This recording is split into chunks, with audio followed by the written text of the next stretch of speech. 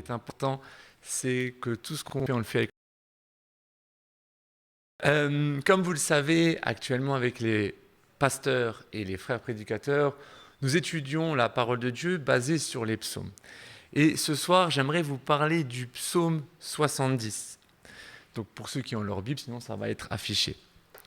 Psaume 70 nous dit au chef des chœurs de David pour commémorer.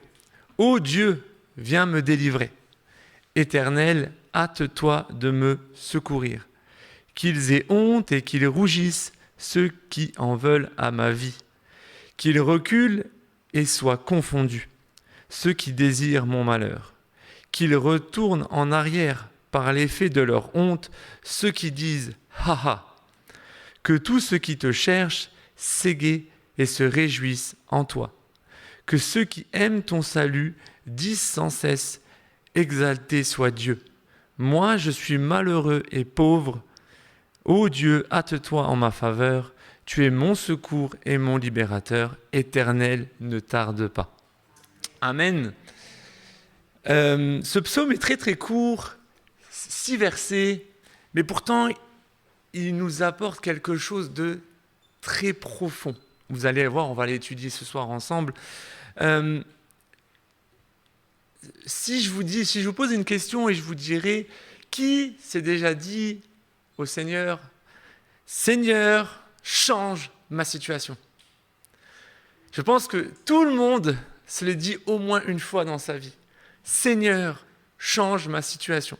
Je vais prendre mon cas, quand je vis quelque chose, personne n'aime vivre des épreuves.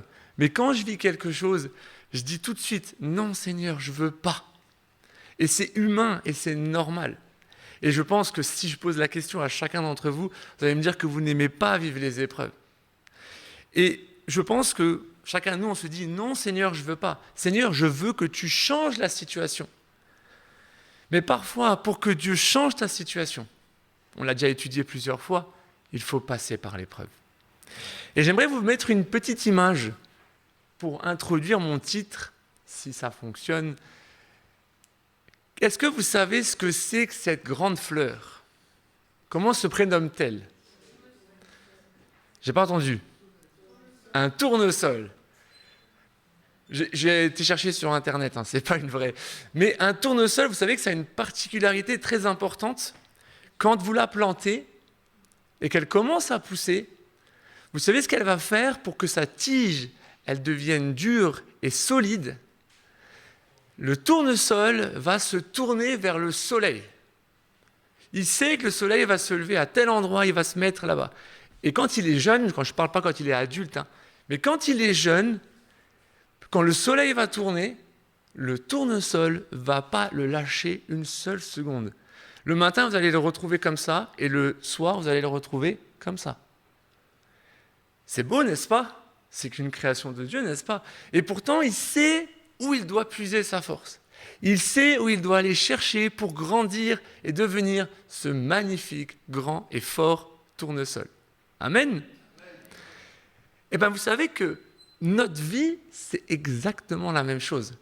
Nous, on ne va pas se tourner vers le soleil. Nous, on va se tourner vers le Dieu très haut. Amen. Et mon titre de mon message, c'est « L'ultime direction ». Ultime direction. Il n'y a pas d'autre direction. Pour notre vie quotidienne, on doit toujours se diriger vers la bonne et ultime direction. Il y en a tellement d'autres. Mais la seule et unique qui est la meilleure pour nous, c'est l'ultime direction vers Jésus. Amen.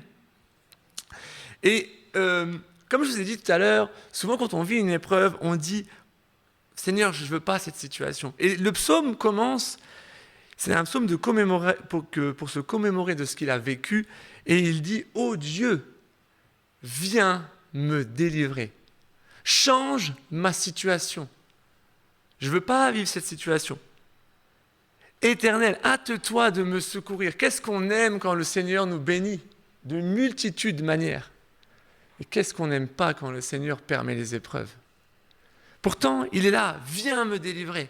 Et je peux prendre plein d'exemples. Dans l'Église, on prie depuis plusieurs années pour plein de sujets. Seigneur, je te prie pour un tel, je te prie pour telle situation, telle chose. Et il n'y a pas de réponse. Pourquoi, Seigneur? Pourquoi tu ne réponds pas? Il n'y a rien de plus difficile que parfois le silence de Dieu, n'est-ce pas? Mais je vous garantis que parfois le silence, il est bon pour que nous nous tournons vers lui. Comme ce tournesol qui va toujours vers le soleil, nous, pendant les épreuves, quand tout va bien, allons toujours vers le Seigneur. Amen. Et donc le psalmiste commence et dit « Oh Dieu, viens me délivrer. Hâte-toi de me secourir. » Le psalmiste s'attend à le seul qui peut lui apporter une solution. Et ce soir, je vais vous encourager à, dans vos épreuves, dans votre vie, de vous diriger vers celui qui a la solution. Même si c'est dur, même si c'est compliqué, même si on sent qu'on n'a pas de réponse de Dieu. Non, Seigneur, j'aimerais une réponse à ça. Je n'ai pas de réponse. Mais allez vers le Seigneur, et tôt ou tard, le Seigneur répondra. Et pour ça, j'aimerais faire un parallèle. J'aimerais que nous lisions dans la parole de Dieu, dans Matthieu chapitre 26, à partir du verset 36 à 45.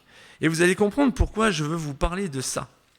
Donc Matthieu chapitre 26, un instant, chapitre 26, 36 à 45 nous dit ceci.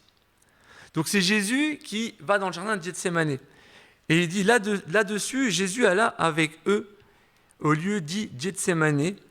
Et il dit aux disciples, asseyez-vous ici pendant que je m'éloigne pour prier. Il prit avec lui Pierre et les 2 fils de Zébédée.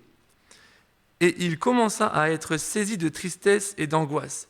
Il leur dit, alors mon âme est triste jusqu'à la mort. Restez et veillez avec moi. Puis il s'avança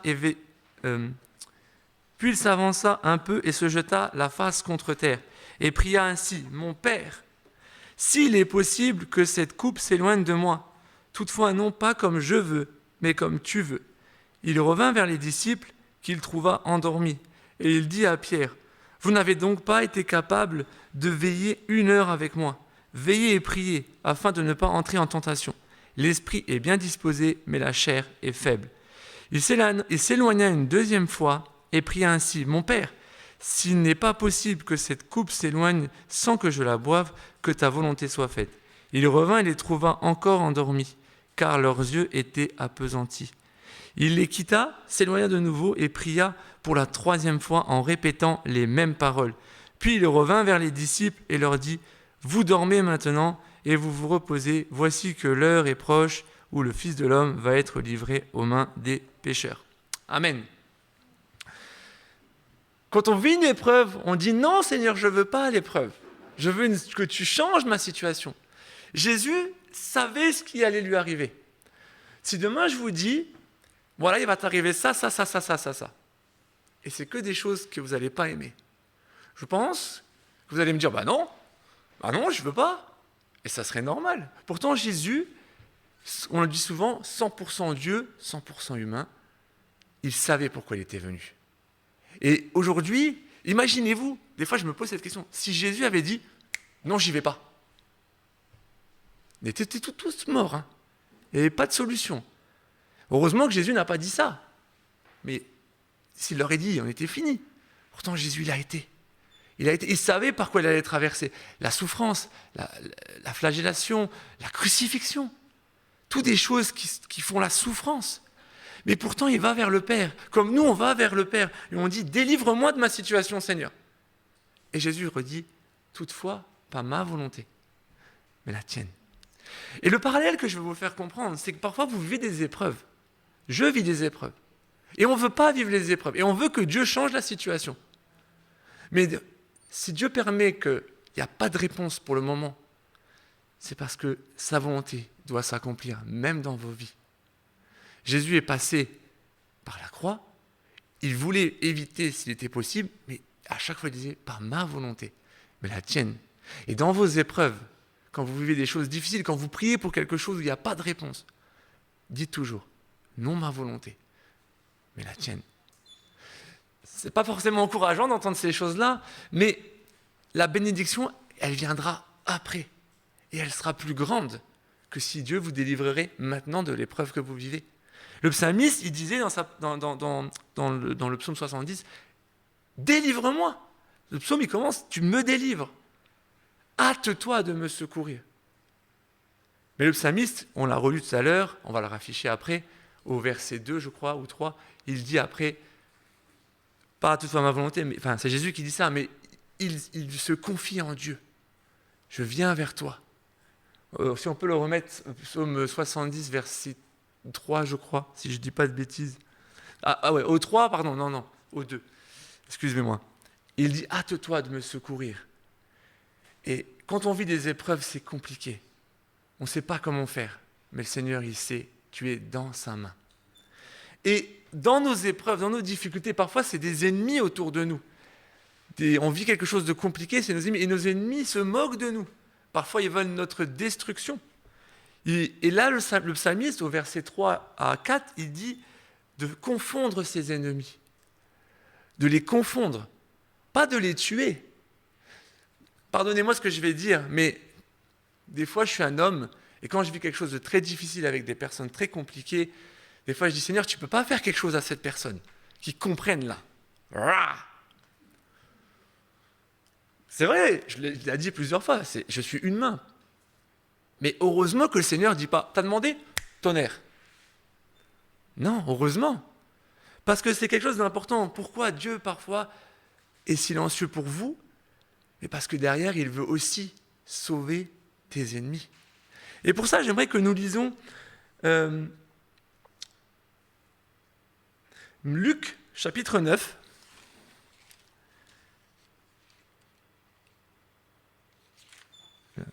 Luc, chapitre 9. Un instant. Luc, chapitre 9, à partir du verset 51 au verset 56, qui nous dit « Lorsqu'il s'approcha les jours où il devait être enlevé du monde, il prit la ferme résolution de se rendre à Jérusalem et envoya devant lui des messagers.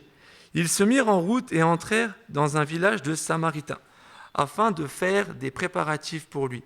Mais on ne le reçut pas parce qu'il se dirigeait vers Jérusalem. À cette vue, les disciples, Jacques et Jean, dirent « Seigneur, veux-tu que nous disions au feu de descendre du ciel et de les consumer ?» Il se tourna vers eux et les reprit sévèrement en disant « Vous ne savez pas de quel esprit vous êtes animés, car le Fils de l'homme est venu non pour perdre les âmes des hommes, mais pour les sauver. » Amen. Pour les sauver. Mon frère, ma sœur, humainement, on réclame vengeance de ce qu'on vit. Humainement, on réclame que le Seigneur il fasse quelque chose dans ta situation. Là, je prends un exemple quand tu vis avec des histoires compliquées avec des ennemis. Et des fois, on est un peu comme ces hommes à dire « Seigneur, envoie le feu qui les consume instantanément. » Mais si le Seigneur ferait ça, mais ces gens-là seraient condamnés. Le Seigneur permet des situations dans ta vie compliquées, mais parce que dans un but également de sauver tes ennemis. Quand tu montres la différence, que tu n'es pas comme eux, il y a des gens à qui ça ne changera rien, mais il y a des gens à qui ça va. Et pourquoi lui, il est comme ça, il est gentil, machin. Et le Seigneur travaille les cœurs.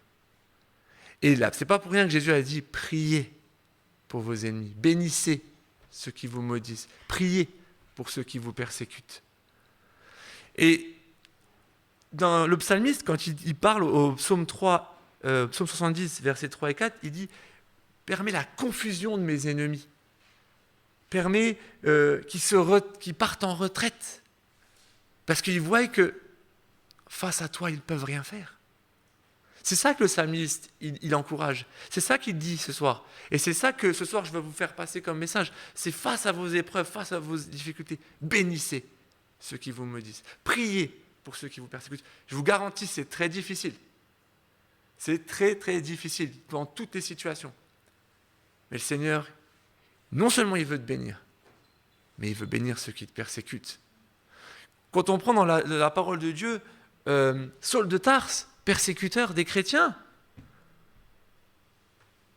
Dieu ne l'a pas tué, Dieu l'a touché, Dieu l'a transformé. Et Saul de Tarse est devenu un homme qui a écrit quasi la totalité des nouveaux évangiles. Le Nouveau Testament, pardon. Amen. Pourquoi pas le Seigneur ne pourrait pas encore faire ces choses aujourd'hui avec tes ennemis? Les bénir, les transformer. Je me suis toujours posé la question si demain, il y a un ennemi à moi, pardonnez-moi de ce terme, peut-être que je vous choque, mais il y a un ennemi à moi qui rentrerait. Comment je me comporterais? Très important. Si mon cœur n'est pas disposé à les bénir, comment je me comporte si le jour il rentre dans l'église?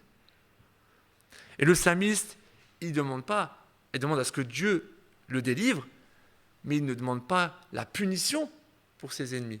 Il demande la confusion, il demande la retrait, pour que justement ces gens-là se disent, face à lui et à son Dieu, on ne peut rien faire. Et ce soir, le Seigneur, il vous dit, ils ne pourront rien te faire parce que je prends soin de toi.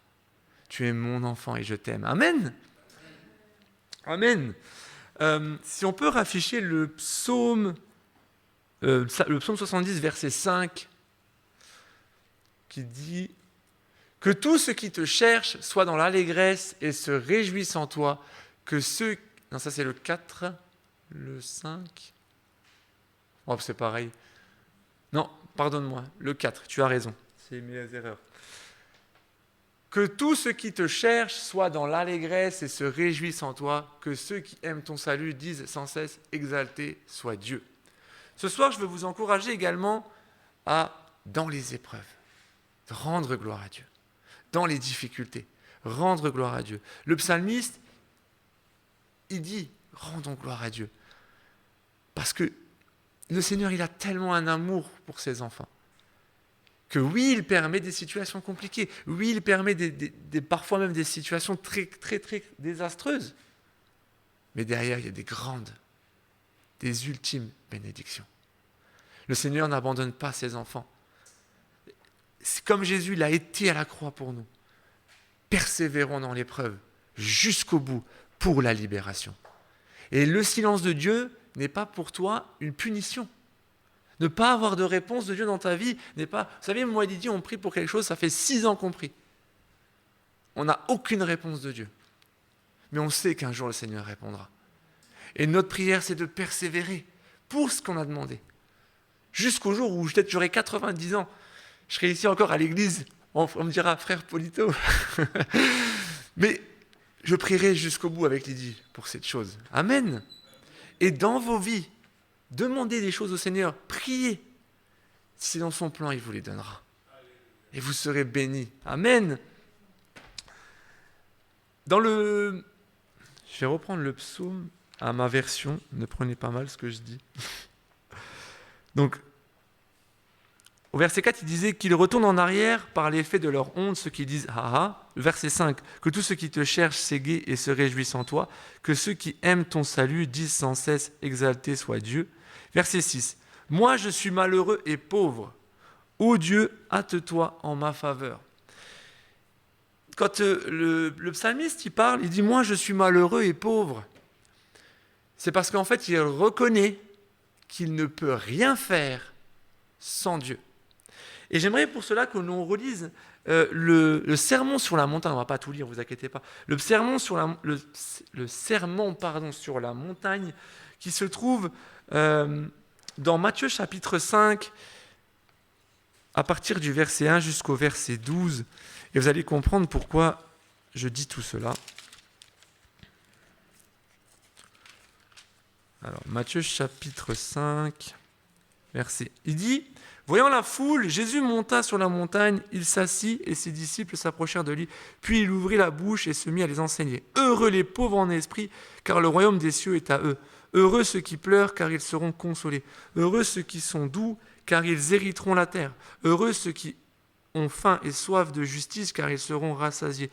Heureux les miséricordieux, car ils obtiendront miséricorde. Heureux ceux qui ont le cœur pur, car ils verront Dieu. Heureux ceux qui procurent la paix, car ils seront appelés fils de Dieu. Heureux ceux qui sont persécutés à cause de la justice, car le royaume des cieux est à eux. Heureux serez-vous lorsqu'on vous insultera et qu'on vous persécutera et qu'on répandra faussement sur vous toutes sortes de mal à cause de moi. Réjouissez-vous et soyez dans l'allégresse parce que votre récompense sera grande dans les cieux, car c'est ainsi qu'on a persécuté les prophètes qui vous ont précédés. Amen. Quand le psalmiste il dit « Moi je suis pauvre », il reconnaît qu'il ne peut rien faire par lui-même. Il a besoin de la grâce de Dieu. Il a besoin de Dieu. L'ultime direction, toujours se diriger vers le Seigneur. Dans n'importe quelle situation de ta vie. Et le psalmiste, il reconnaît. Et ce soir, je ne dis pas que vous êtes des mauvaises personnes, mais reconnaissez pour grandir encore plus que vous avez besoin de Dieu. Moi, le premier, je vous garantis, je suis le premier que Dieu doit encore bien façonner mon cœur. Mais on a tous besoin d'être façonnés jour après jour. Et le Seigneur, il a, comme il a été dit au verset 12, « Réjouissez-vous et soyez dans l'allégresse, parce que votre récompense sera grande dans les cieux, car c'est ainsi qu'on a persécuté les prophètes, ceux qui vous ont précédés. » Le temps sur terre que nous avons, il est très court comparé à l'éternité que nous vivrons. Mais le temps sur terre qu'on va vivre des épreuves, certes c'est dur, c'est long, c'est pénible, mais la récompense, elle sera plus grande au ciel. Notre récompense, elle nous attend là-haut. Alors oui, le Seigneur bénit sur terre, et gloire à Dieu. Heureusement qu'il nous bénit sur terre. Si on vivait que des épreuves sans être béni, ce serait très compliqué. Le Seigneur bénit sur terre, gloire à Dieu. Mais le Seigneur aussi, il attend derrière, il a un plan parfait pour chacun d'entre nous, et même pour tes ennemis. Amen. Amen. Je préfère quand même. Et le verset 6 du psaume se conclut de manière importante. Il dit « Tu es mon secours et mon libérateur, Éternel, ne tarde pas. » Et j'aimerais conclure mon message avec un verset de la parole de Dieu qui se trouve dans Matthieu chapitre 27, à partir du chapitre 27, verset 37.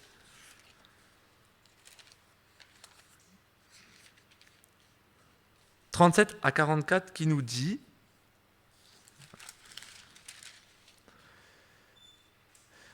« On plaça au-dessus de sa tête une inscription indiquant le motif de sa condamnation. Celui-ci est Jésus, le roi des Juifs. Avec lui furent alors crucifiés 2 brigands, l'un à droite, l'autre à sa gauche. Les plaçants blasphémaient contre lui et secouaient la tête en disant « Toi qui détruis le temple et qui le rebâtis en 3 jours, sauve-toi toi-même. Si tu es le Fils de Dieu, descends de la croix. » Les principaux sacrificateurs avec les scribes et les anciens se moquaient aussi de lui en disant « Il a sauvé les autres et il ne peut se sauver lui-même. Il est roi d'Israël, qu'il descende de la croix et nous croirons en lui. Il s'est confié en Dieu, que Dieu le délivre maintenant s'il l'aime, car il a dit « Je suis fils de Dieu ». Les brigands crucifiés avec lui l'insultaient de la même manière. Depuis la 6e heure jusqu'à la 9e heure, il y eut des ténèbres sur toute la terre. Et vers la 9e heure, Jésus s'écria d'une voix forte « Élie, Élie, lama sabachthani », c'est-à-dire « Mon Dieu, pourquoi m'as-tu abandonné ?» Quelques-uns de ceux qui étaient là l'entendirent et disaient « Il appelle Élie ». Et aussitôt l'un d'eux courut prendre une éponge qu'il remplit de vinaigre, il la fixa à un roseau et lui donna à boire. Mais les autres dirent « Laisse, voyons si Élie viendra le sauver. » Jésus poussa de nouveau un cri d'une voix forte et rendit l'esprit. Et je vais m'arrêter là. Jésus, il a été à la croix pour nous, comme je vous ai dit au tout début de mon message. Il a été à la croix et je peux vous dire qu'il l'a fait par amour. Avant qu'il rendit l'esprit, il poussa d'une voix forte.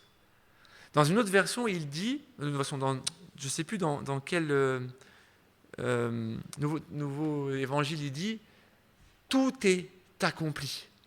Je ne veux pas dire de bêtises, donc je ne veux pas dire dans quel évangile, mais dans un évangile, il dit tout est accompli. En fait, ce que je veux vous faire comme parallèle, c'est quand on vit des épreuves et que c'est dur, et que ça dure longtemps, quand on arrive à la fin de l'épreuve, la réaction, c'est gloire à Dieu. Amen. C'est enfin la fin. Et à un moment là où Jésus est sur la croix, il souffrait. Il souffrait. Ce qu'il a vécu sur la croix, on serait incapable de le vivre. Il a souffert pour nous. Et il était là. Pour ceux qui connaissent un peu l'anatomie humaine, le fait d'avoir les bras en l'air, ça coupe la respiration. Il souffrait. Mais une fois qu'il dit « tout est accompli », c'est là qu'il rendit l'esprit. Pourquoi ? Ce que nous devons retenir dans ce message, c'est que quand tu vis une épreuve, tu veux la libération, mais tu ne peux pas l'obtenir tant que le plan de Dieu n'est pas accompli dans ta vie. De la même manière que Jésus a été à la croix pour nous, qu'il a accompli la mission qu'il était venu, de la même manière, Dieu te délivrera de tes épreuves quand il aura accompli sa volonté et pas la tienne.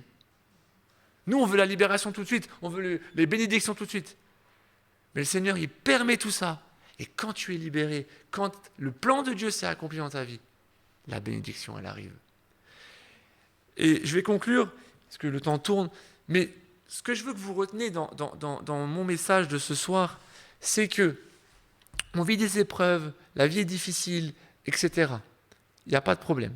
On vit peut-être des maladies, d'autres épreuves, certains vivront des épreuves que je ne vivrai jamais. Mais le Seigneur, il ne veut pas te punir. C'est parce qu'il t'aime. Si tu as un esprit qui vient dans ta tête, c'est parce que tu as péché, retire ça de ta tête. Le Seigneur t'aime. Et parce qu'il t'aime, il permet des épreuves, il permet des situations pour te bénir, bénir tes ennemis, faire des témoignages.